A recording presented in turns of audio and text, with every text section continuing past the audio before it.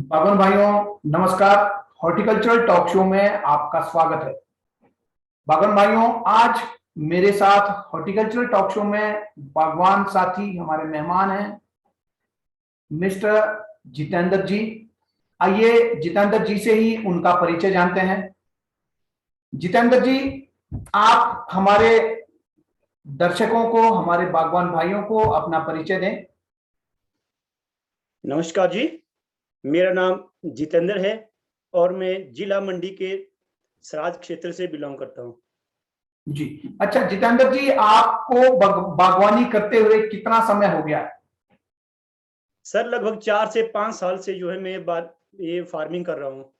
आप 100% time orchard में देते हैं या इसके साथ कोई और कुछ और भी करते हैं काम? नहीं सर, 100% तो नहीं दे पाता हूँ। मैं जॉब भी करता हूँ साथ में, और साथ में जो है मुझे हॉर्टिकल्चर का भी शौक है, इसलिए मैं बागवानी भी करता हूँ। जी जी जी, ठीक है। जॉब के साथ आप ऑर्चर्ड ऑर्चर्ड भी संभालते हैं? बिल्कुल जी, अच्छा, आप जान सकता हूँ आपकी जॉब के बारे में थोड़ा सा, आप अगर हमारे बागवान भाइयों को बताना चाहें, क्योंकि हमारे बहुत सारे बागवान भाई कई जॉब भी करते हैं, कोई गवर्नमेंट डिपार्टमेंट्स में या कोई प्राइवेट या कैसे भी लोग कर रहे हैं। तो आप भी अगर जॉब के साथ साथ अगर बगीचे संभाल रहे हैं तो उनके लिए भी प्रेरणा हो। देखिए जी, मैं जो है लेक्चर जो है एजुकेशन विभाग में कार्य कर रहा हूँ, और मैं जो है लेक्चर हिस्ट्री हूँ। और करसोग के पास ही एक क्षेत्र पड़ता कामाख्या जो है कामाख्या माता का मंदिर है, वहाँ काव स्टेशन है, वहाँ पर मैं आजकल जो है अपनी जॉब कर रहा हूँ। जी, बहुत बहुत अच्छा लगा जितेंद्र जी। आप जॉब के साथ साथ आप एक टीचर हैं और समाज को सुधारने का जिम्मा जो है अध्यापकों के ऊपर होता है। हम सभी आप में, हम भी जो है तभी यहाँ तक पहुंचे हैं जब हमें हमारे अच्छे टीचर हमें मिले, जिन्होंने हमको जो है यहाँ तक पहुंचाया। हमारा मार्गदर्शन छोटे उम्र से लेकर के बड़े तक, चाहे हम कॉलेज में पढ़े हैं, चाहे यूनिवर्सिटी में पढ़े हैं, या फिर हमने कोई और दूसरे एकेडमिक कोर्सेज किया हो, तो सब जगह अध्यापकों का बहुत बड़ा योगदान रहता है। और उम्मीद करता हूं जितेंद्र जी, आप बागवानी में भी अध्यापक वाला जो रोल है ये अवश्य निभाएंगे, और आसपास के जो और बागवान साथी होंगे उनको भी आपका लाभ मिलेगा। आप जब मॉडर्न एप्पल फार्मिंग ये ऑनलाइन कोर्स करने के बाद जब आप अपने ऑर्चर्ड्स में ट्रांसफॉर्मेशन लाएंगे। जी बिल्कुल बिल्कुल, आप भी वही काम कर रहे हैं, लगभग लोगों को एजुकेट करने का ही काम कर रहे हैं, चाहे हॉर्टिकल्चर क्षेत्र में है, लेकिन हम जो है थोड़ा सा एजुकेशन के साइड से जो है काम कर रहे हैं। जी, अच्छा जितेंद्र जी, आपने वीडियोस देख ली हैं सारी, जितनी कोर्स के अंदर वीडियोस मिली हैं? बिल्कुल बिल्कुल, सारी सर, सारी वीडियोस मैंने देख ली है। 13 वीडियोस पूरी कितनी बार देखी आपने? सर 2-3 बार देख ली अभी तक। अच्छा, तो और सर ये हमारा रिजल्ट वगैरह का भी थोड़ा सा काम था, थोड़ा कम रहा, पर 2-3 बार तो देख ही लिए। अच्छा जी, ठीक है। तो कैसी लगी आपको वीडियोस के बारे में? कुछ फीडबैक आप हमारे बागवान भाइयों को देना चाहें, दर्शकों को जो आपको सर देख रहे वीडियोस हैं? के बारे में मुझे बहुत अच्छा लगा। दरअसल आपके बारे में जो है मैं 14-15 से जानता हूँ। शायद मेरे पास एक ग्रोवर ऑफ इंडिया नाम की एक मैगजीन आई थी, शायद पहली बार तब मैंने आपका देखा था कि उसमें आपकी जो है वो आई थी, एक स्टोरी आई थी, कवर स्टोरी उसमें। जी और उस टाइम से ही जो है हम आपकी वीडियो देखते हैं, आपको फॉलो करते हैं। और खासकर उस टाइम से ही मेरे पास आज भी जो है वो बुक इधर पड़ी हुई है, लेकिन अभी है नहीं मेरे पास वो। जी लेकिन उसमें आप ट्राइकोडर्मा, सूडोमोनास वगैरह सबसे पहले जो है आप लोगों ने जो है ये शुरू किया था वहां से। और आज तो मैक्सिमम लोग जो इन नामों को बता रहे हैं और यूज कर रहे हैं लोग इन प्रोडक्ट को। तो मैं, मेरा मानना सर ये है कि एजुकेशन विभाग के होने के नाते कि फार्मिंग में भी जो हमको कुछ ना कुछ सीख करके जाना चाहिए। देखिए हमारे बुजुर्ग भी मेहनत कर रहे थे, हम लोग भी मेहनत कर रहे हैं, लेकिन शायद थोड़ा सा हमारा हॉर्टिकल्चर या एग्रीकल्चर में पिछड़ने का कारण ये है कि आजकल तो खैर बहुत अच्छे पढ़े लिखे लोग आगे आ रहे हैं, लेकिन जो कम, सबसे कम पढ़े लिखे लोग जो है इस क्षेत्र में आए, शायद इसी कारण जो है हमारे सामने वो प्रोडक्शन नहीं है जो बाकी जो है यूरोपियन कंट्री या न्यूजीलैंड की आप बात करते हैं, या इटली की बात करते हैं, या अमेरिका की बात करते हैं, या चाइना की। तो शायद सबसे बड़ा ये भी है कि उसमें ज्ञान का थोड़ा सा या इंफॉर्मेशन का अभाव है। तो इसी कारण जो हम आपसे जुड़े कि सेल्फ को थोड़ा इंप्रूव करेंगे, जो हमारे अंदर थोड़ी कमियां है उसको इंप्रूव करेंगे, जो हमारे बुजुर्गों ने मेहनत के साथ जो कमियां जो है उन्होंने छोड़ी है उनको इंप्रूव करेंगे। और थोड़ा सा जो है मॉडर्न एप्पल फार्मिंग जो आपका मॉड्यूल भी है तो थोड़ा सा मॉडर्न तरीके से करेंगे, क्योंकि थोड़ा सा जमाना बदल रहा है, रूट स्टॉक आ रहे हैं, नई वेराइटियां आ रही है, नए स्ट्रेन आ रहे हैं, तो कहीं ना कहीं हमको अपडेट जो है अपने आप को करते रहना पड़ेगा। तो सेल्फ इंप्रूव के लिए मुझे लगता है कि इसमें कोई बुराई है या किसी तरह की जो है किसी में कोई कमी है या कोई छोटा हो जाएगा किसी से सीखने में। तो इसी कारण जो हम लोग आपसे जुड़े कि कोई ना कोई नई से नई इंफॉर्मेशन जो है आपसे लेंगे।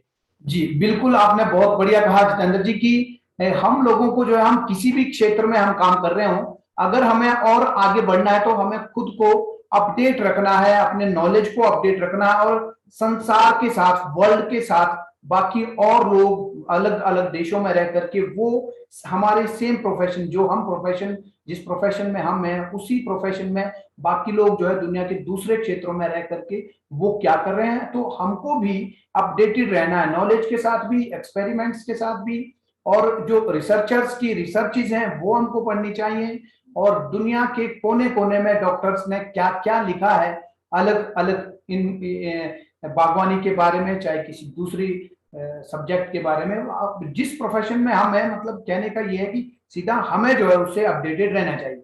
आपने मुझे याद दिलाई उस वो जो स्टोरी आप कह रहे हैं, एक स्टोरी आपने पढ़ी वो 2015 की है।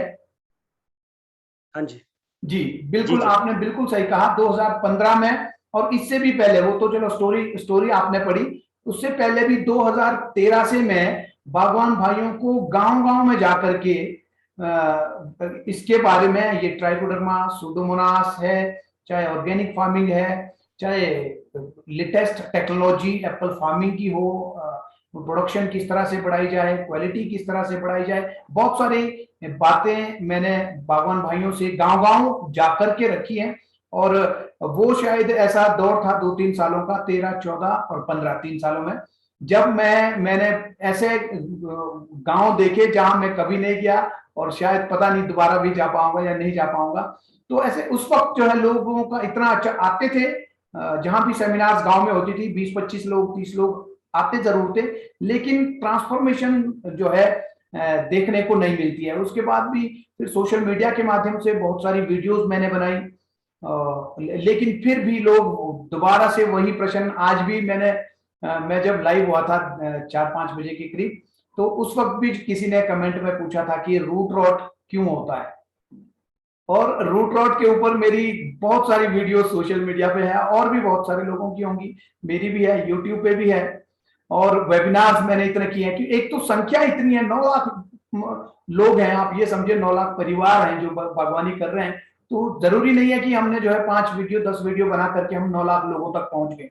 इसका मतलब अभी भी जो है इंफॉर्मेशन राइट पर्सन के पास अभी भी नहीं पहुंच रही है। इसी वजह से मैंने ये जो ऑनलाइन प्लेटफॉर्म है ये बनाया, क्योंकि जैसे रूट रॉट के ऊपर मैं वीडियो बना लूं 5, 7, 10 मिनट, 20 मिनट की हो सकती है, लेकिन जब हम वेबिनार में बैठते हैं तो अभी मैं देखता हूं, जैसे अभी स्कैब के ऊपर वेबिनार था, आपने अटेंड किया वो? जी जी जी बिल्कुल, बहुत अच्छा लगा। है ना जी। तो वो जो है 1 घंटा, पूरा 1 घंटा उसमें लगा, और उसके बाद भी कई कई बागवान भाई जो है उसके बाद भी चैट बॉक्स में मुझे मैसेज कर रहे थे कि अभी पूरा आप और थोड़ा और बताएं। तो 1 घंटे में भी सिर्फ एक टॉपिक जो है 1 घंटा भी उसके लिए कम है। तो इस तरह से वीडियोस के माध्यम से सोशल मीडिया में हम डालते हैं अगर, तो उसमें पूरी जानकारी दे पाना 10-20 मिनट में ये थोड़ा सा टफ रहता है, और ना ही ये हो पाता है। तो आधी अधूरी जानकारी के साथ बागवान भाई भी कंफ्यूज रहते हैं, और हमारा भी जो एफर्ट रहता है वीडियोस बनाने का, समय निकालते हैं हम लोग, तो उसका जो है आगे कोई इम्पैक्ट नहीं पड़ता। इसलिए ये जो ऑनलाइन प्लेटफॉर्म है ये बनाया गया, और मुझे लगता है इस प्लेटफॉर्म के माध्यम से जितने बागवान भाई एनरोल करते हैं अपने आप को, उन बागवान भाइयों को 1 साल के भीतर सारी जानकारियां मिल जाएंगी। तो आप मुझे बताएं, लाइव लाइव सेशंस या वेबिनार्स जो होते हैं उनके बारे में कुछ एक्सपीरियंस आप बताएं। नहीं, लाइव सेशन बड़ा अच्छा रहता है। हालांकि मैंने अभी तक क्वेश्चन नहीं पूछे, लेकिन मैक्सिमम जो किसान है या बागवान है वो अपने क्वेश्चन पूछते हैं और आप बिल्कुल सटीक जानकारी देते हैं। देखो आजकल जो इन्फॉर्मेशन टेक्नोलॉजी का जमाना है, सूचनाओं का यहाँ पे विस्फोट होता है। कई तरह की सूचनाएं हमारे पास आती है जो उल्टी सीधी होती है। मैं तो ये चाहता हूँ कि जो केमिकल फार्मिंग हमारी, खैर आप तो ऑर्गेनिक कर रहे हैं, लेकिन जो हम केमिकल फार्मिंग कर रहे हैं हमें तो ज्यादा सटीक जानकारी होनी चाहिए, क्योंकि केमिकल अगर थोड़ा ज्यादा या थोड़ा कम हो तो बहुत नुकसानदायक होता है या तो कोई असर ही नहीं करेगा। तो हमारी जानकारी तो आपसे भी सटीक होनी चाहिए।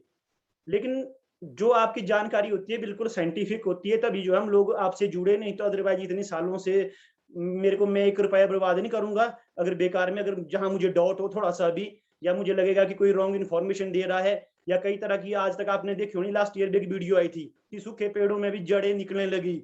इस तरह की कई तरह की जो है इन्फॉर्मेशन आती है जो लोगों को भ्रमित करती है, बेवकूफ बनाती है। और इस साल जब मैं उनसे पूछ रहा हूँ तो कहते हैं कि कोई जड़े जुड़े नहीं आई। तो आपने भी देखा होगा, शायद प्रोडक्ट या कंपनी का नाम लेना ठीक नहीं रहेगा, लेकिन जड़ें लाइव दिखाई लोगों ने, खेतों से दिखाई, बगीचों से दिखाई अपने। तो इस तरह की गलत जानकारियों से जो है बचते हुए हम चाहते थे बिल्कुल एक कंक्रीट जानकारी हो, एक सही सटीक जानकारी हो, उसमें जो है कोई झूठ नहीं हो, कोई फरेब नहीं हो।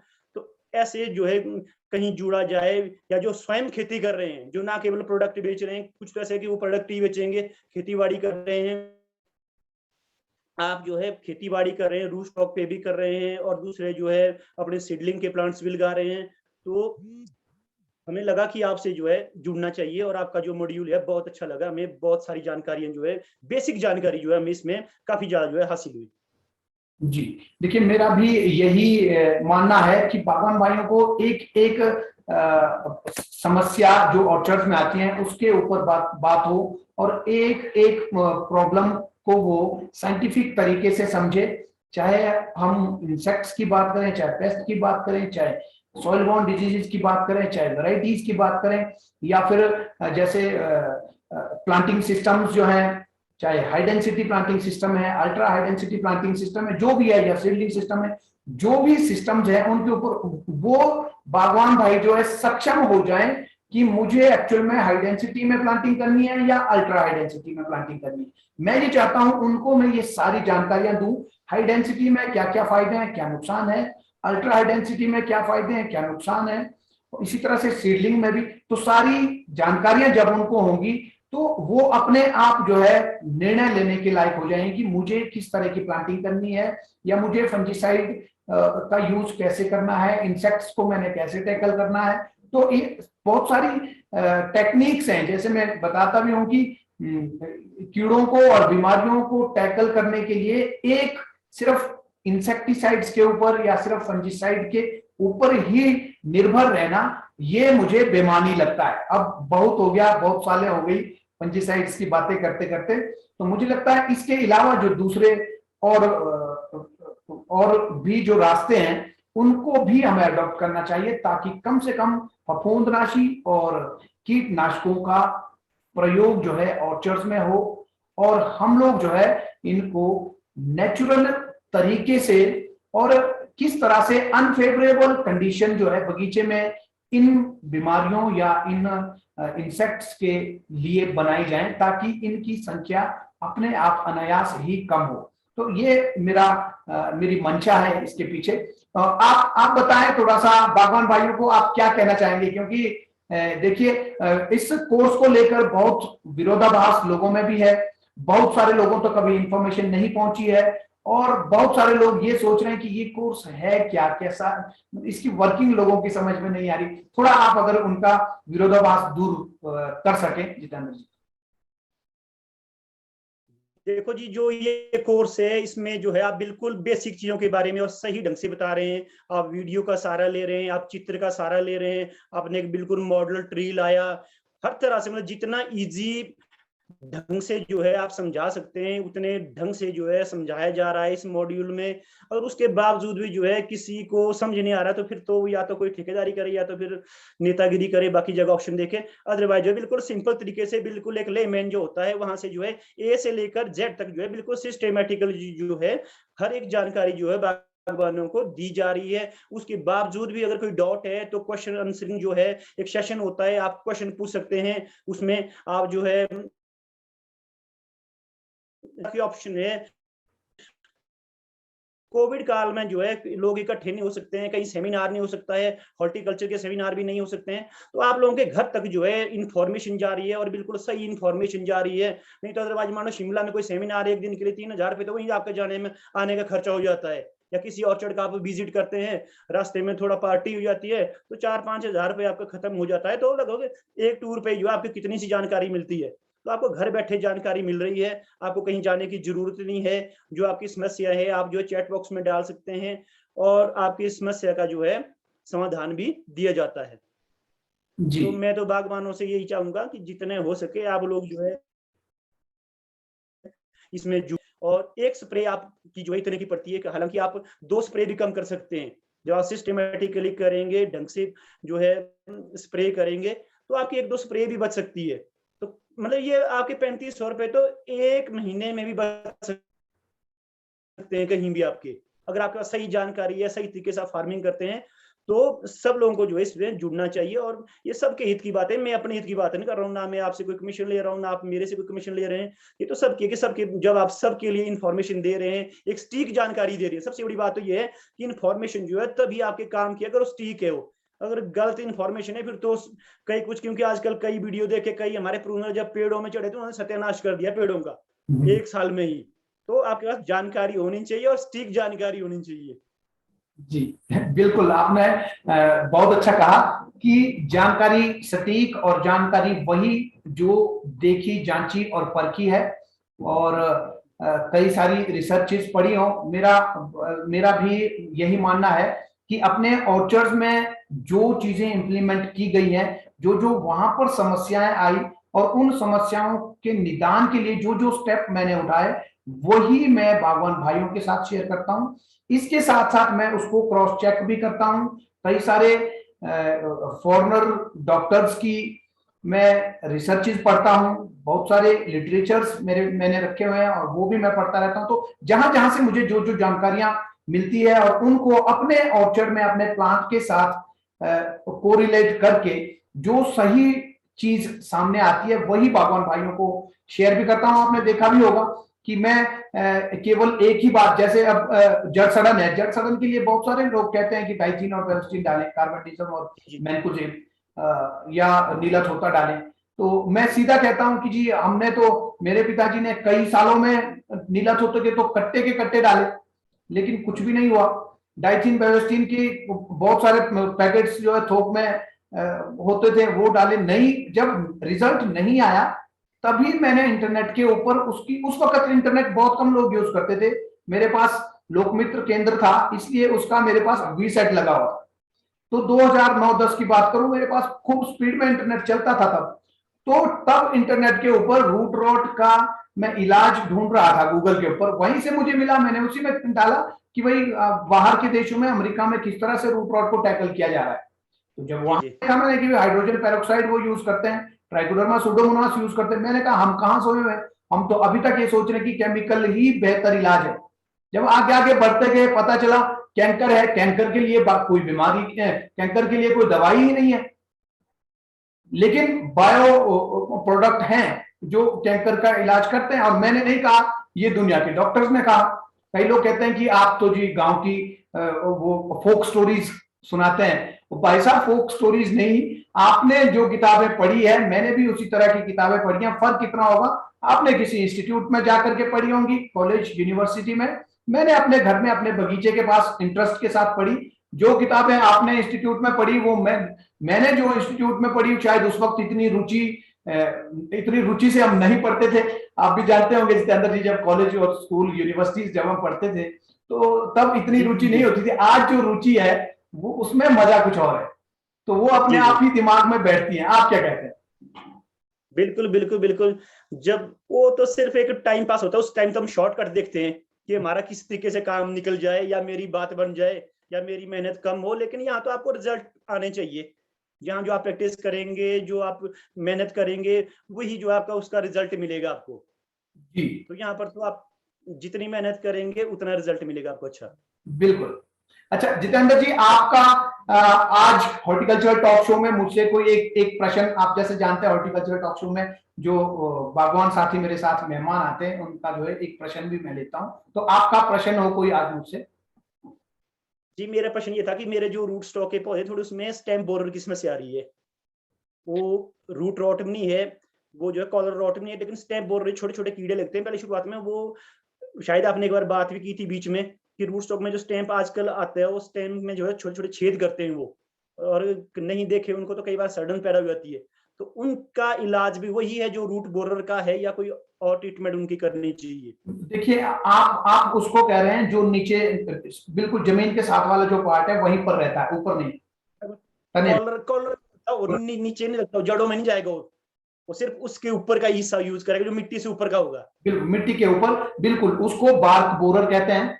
और वो जो है बिल्कुल सॉफ्ट सा होता है, जैसे जैसे मीट के ऊपर जो कीड़े नहीं लगते हैं सर्दियों में सुखाने, बाद में मैच्योर होता थोड़ा, वो फिर बड़ा भी होता है थोड़ा बिल्कुल जैसे सर्दियों में मीट रखते हैं सुखाने के लिए, उसमें जो कीड़े लगते हैं लगभग उसी तरह के, थोड़े से मोटे और थोड़ा डार्क कलर उनका रहता है। और वो जो है बहुत ज्यादा संख्या में रहते हैं तने के पास, हाँ जी, स्किन के अंदर। और उसके लिए हमको जो है एक तो मॉइस्चर मेंटेन नहीं होने देना है वहां।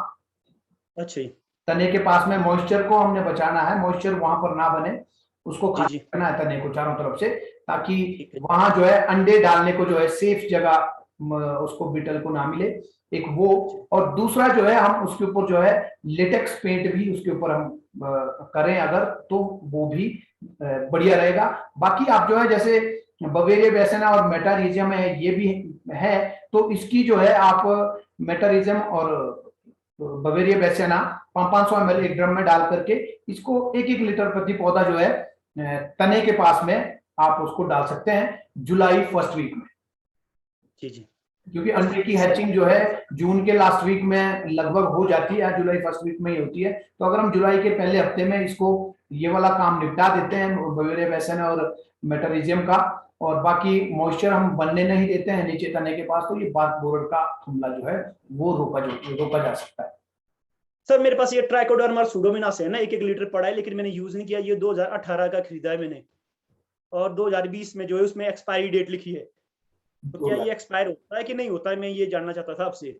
जी देखिए, एक्सपायर तो होता है, लेकिन एक्सपायरी डेट के 1-2 में, मैं अगर अपनी बात करूं तो अपने पास भी, क्योंकि स्टोर रूम में रहते हैं कई बार प्रोडक्ट्स पड़े हुए हैं तो देखते नहीं है हम लोग, तो एक्सपायर होने के बाद भी 1-2 महीने तक जो है उसका यूज किया जा सकता है। क्योंकि ये जो बायो प्रोडक्ट्स हैं इसका नुकसान तो कुछ होना नहीं है। अगर मान लो इसने काम नहीं किया तो नुकसान तो कुछ नहीं करेगा, काम नहीं किया तो समझो ये पानी आपने दिया है तो वो भी ठीक ही हो जाएगा कि पानी पौधों को इसी बहाने मिल जाएगा। लेकिन 2020 में अगर है तो इसका मतलब 1 साल हो गया है एक्सपायर हो, तो आप जो है उसको डायरेक्ट पानी में ना मिलाते हुए, पानी में मिलाएंगे तो आपकी लेबर भी वेस्ट जाएगी, इसलिए उसको आप ऐसे ही पौधे के तौलिए में जो है डायरेक्ट ही डाल दें खिलाने के बाद, और थोड़ा थोड़ा जो है सारे कीड़ों में डाल दें तो कोई दिक्कत नहीं होगी। चल ठीक है, ठीक है जितेंद्र जी, आपसे मिलके बहुत बढ़िया लगा, बहुत बहुत धन्यवाद आपका हॉर्टिकल्चर टॉक शो में आने के लिए। नमस्कार, थैंक यू।